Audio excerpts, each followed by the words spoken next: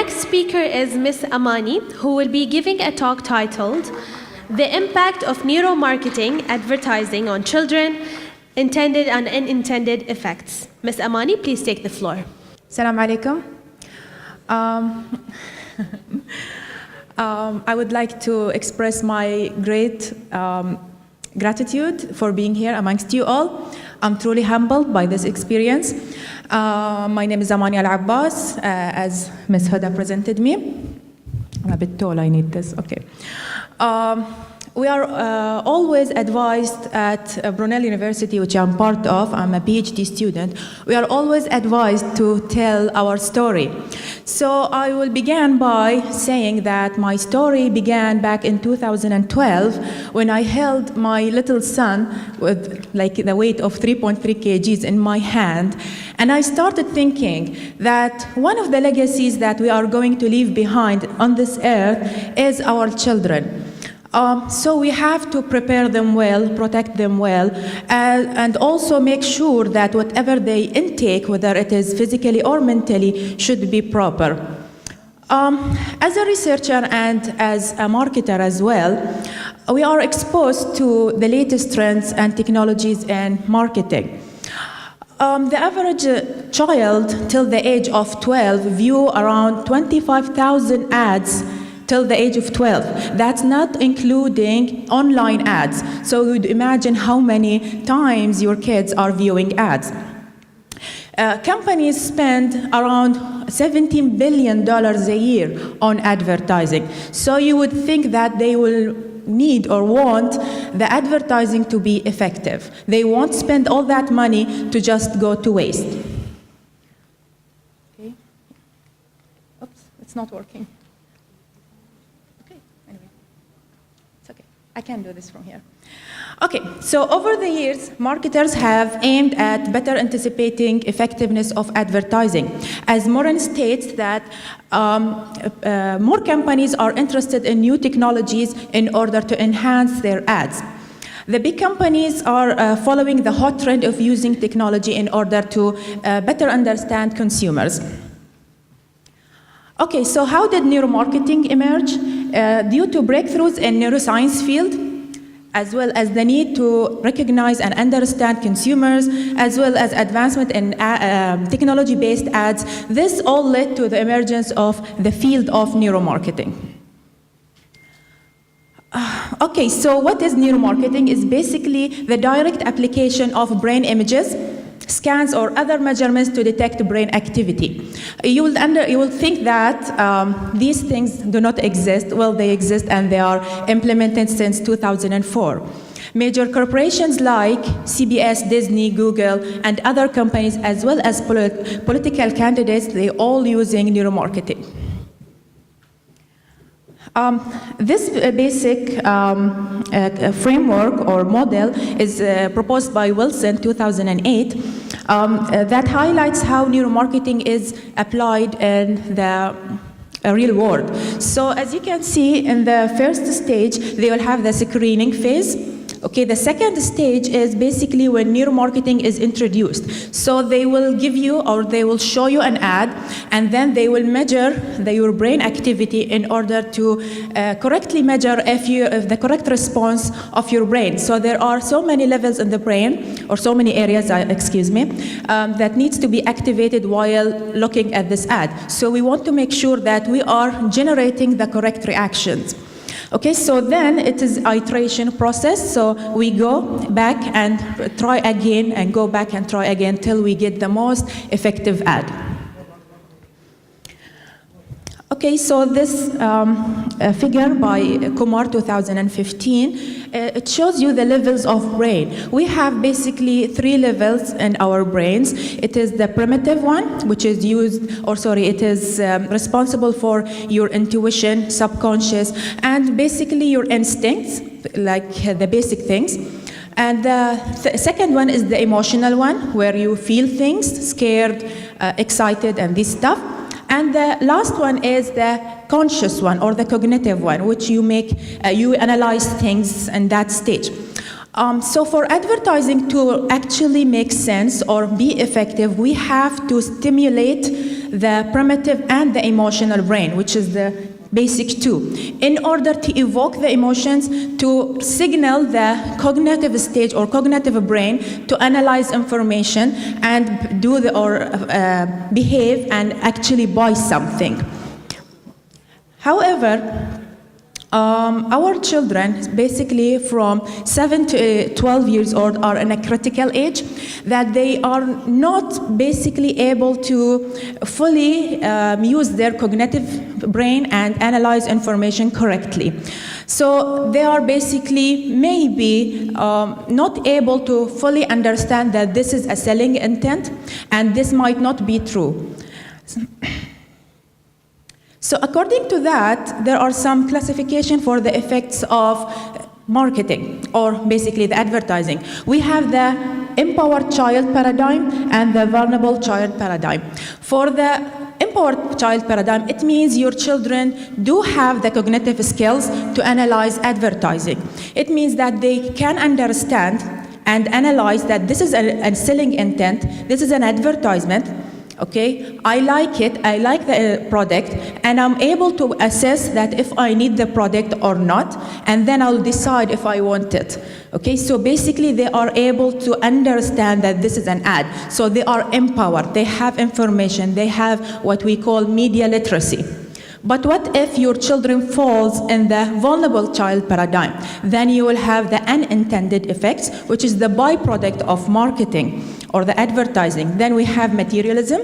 Materialism, basically it means that children will base their happiness on materialistic items, like having things, having expensive products. The second one is parent-child conflict, is when you deny them a product or you tell them no, you will not have it. So it will create a conflict. They will say, well, you don't love me, mommy, you don't love me, daddy. Okay, all my colleagues, they have it, all my friends, they have it. Why are you not giving to me? So it might cause them to think, yeah, you don't love me. Also, unhappiness, which is basically expressed in disappointment and frustration, when they realize that these products may not actually perform as the ad, because it's an ad. Okay, they think these things will solve problems, or they'll actually perform like the ad, and then they get disappointed when they get the product. Also, the last thing is unhealthy eating habits. It means that sometimes these children do not understand the nature of the ad, and some of these ads may lead to people buying more unhealthy snacks. Okay, so if your child is empowered, then it falls into this category. So they have the cognitive effects, affective effects, and behavioral effects. It means that when they see the ad, they understand, they can process their feelings correctly, and then they make the purchase intent correctly. For the unintended effects, it means that these children are unable to do that, and they will maybe get harmed by all of these factors. We have the 4 factors. Basically, this is the resultant of the literature review, which is a proposed conceptual framework that I will be testing, inshallah. I'll be using quantitative analysis, and this is basically what it looks like. We have the exposure to neuromarketing ads, and we have moderators, age, gender, and income of the family, and we have 2 dependent variables, which they have 2 categories, the intended and unintended effects of neuromarketing. So I'm testing that in the context of neuromarketing. For the conclusion, children are the most impressionable sector in our society. So by performing this test, I hope I can come to a conclusion whether our children fall in the empowered child paradigm or the vulnerable child paradigm, and if any, how can we use it? If they are empowered, actually, how can we use that to deliver more of better lifestyle, or for example, more of social responsibility concept? But if they fall in the vulnerable paradigm, then we have to combat that by increasing their media literacy and make them really aware and understand that these are ads. They are not true, not always going to be truthful. Thank you so much. Any questions? Thank you, Ms. It was a bit fast. Thank you very much for keeping your presentation short. now the question. There are so many legal implications Sure. regarding the ads addressed to children. Yes. And even in law, we have some harsh penalties when somebody is misusing the children or giving them misrepresentation or unclear fact. Or did you try to cover this in your research, or at least to see? Yes. Because there are very specific laws Yes, there is. that take care of this part, and it is very essential, very important. Yes, there is. Protect the children. Yeah. However, mostly the marketing sector is self-regulated. It's not controlled by any government. It is self-regulated sector. And marketing is, according to the local news, it's not the local news, sorry, I think The Economist, yes, The Economist, in 2011, marketers are the least trusted profession next to lobbyists. You'd imagine they don't trust us, okay, for an obvious reason, because when you say marketing, it's an oxymoron. You cannot have ethical marketing. Basically, marketing is not ethical. I'm trying to sell you something, so it is bound to be unethical. It's bound to be unethical, but you can regulate it. So there are some moves and there are some associations that are trying to regulate that. One of them is NMSBA, okay, which is related to neuromarketing, as well as some like candidates, parliament candidates, like in France, they banned neuromarketing at all in France. They cannot be used unless it is for a medical reason or for a societal like benefit. Other than that, you cannot just use neuromarketing at all, not just for children at all. And also for the regulations, it's not that clear, okay? Like you can see Disney and McDonald's, they are all doing their advertising and nobody's controlling them actually. Okay, so they do their advertising. They are trying to be more socially responsible. They are trying to improve their strategies, but still it is a self-regulated sector. But in my research, I'm covering all of that. Thank you for your comment. Thank you. Thank you.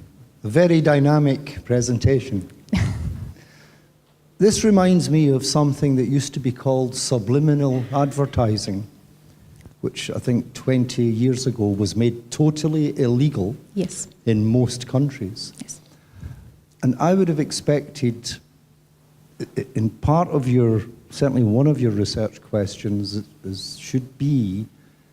should we be doing this at all? Sorry? Should we be doing this at all? Yes.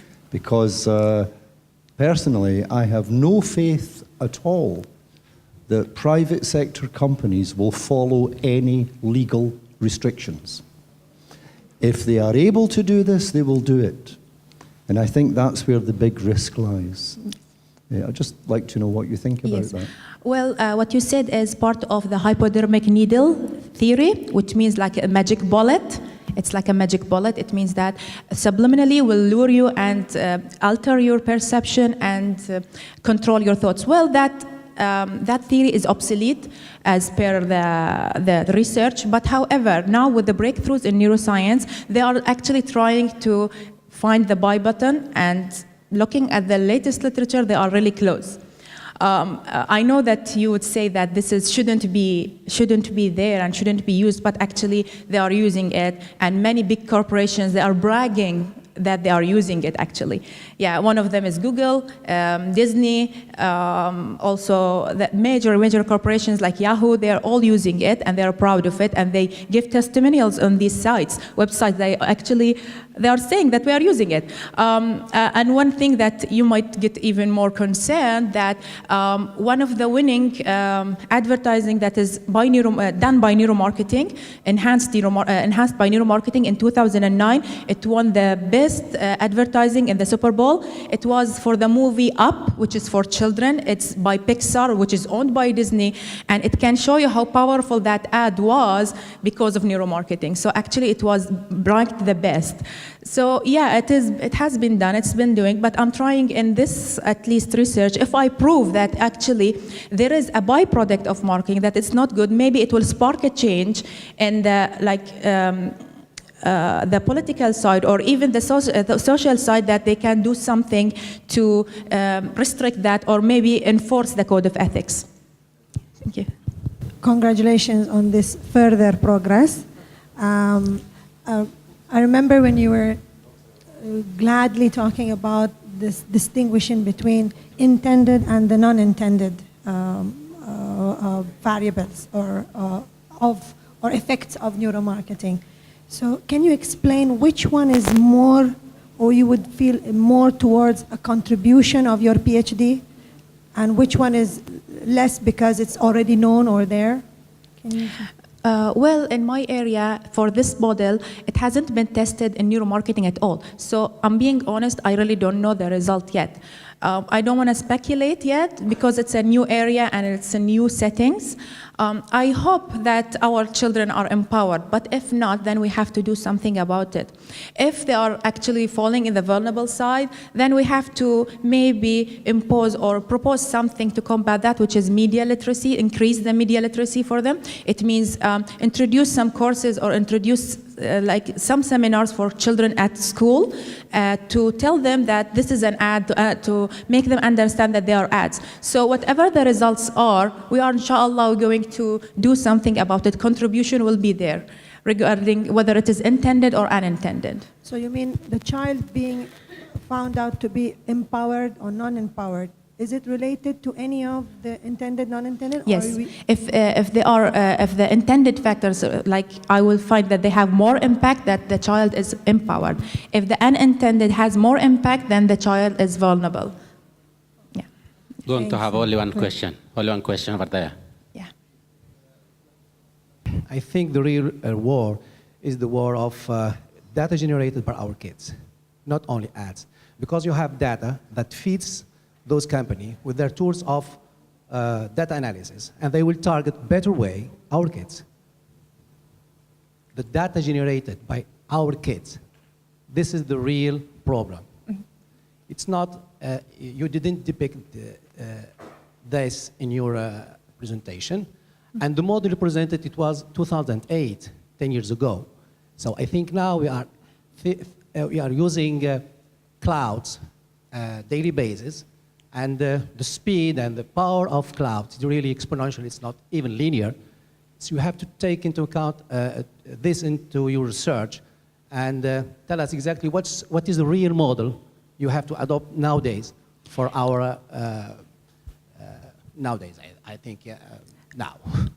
The one that I presented in the beginning. 2008 is too old. 2008, yeah. It's just how neuromarketing works. It's not my model. It's proposed by Wilson, 2008. Is there any other models available now? No, not really. No. Not really. Not really. Thank you. Thank you very much. Thank you, everybody.